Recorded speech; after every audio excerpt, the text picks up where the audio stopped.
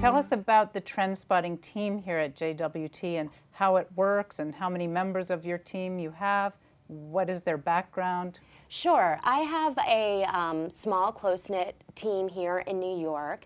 A lot of people come from a journalistic or anthropologic or sociological background, all of which lends itself to trend spotting, because you have to be a very curious person, especially about human behavior, human attitudes.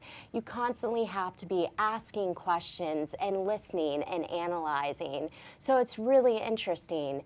In addition to that, I have trend scouts all over the world that help to keep me honest. So whenever I'm spotting a trend here in the US, for instance, I'll reach out to them and say, is this trend indeed translating in your market? And if so, how? Because quite frequently, sometimes a trend is more mature in one market versus another.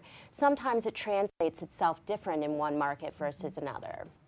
Besides curiosity, what are some of the other traits of a good trend spotter? I think it's the ability to listen. You know, you can be curious, but you might not truly hear what someone is saying. So I think that ability is really smart.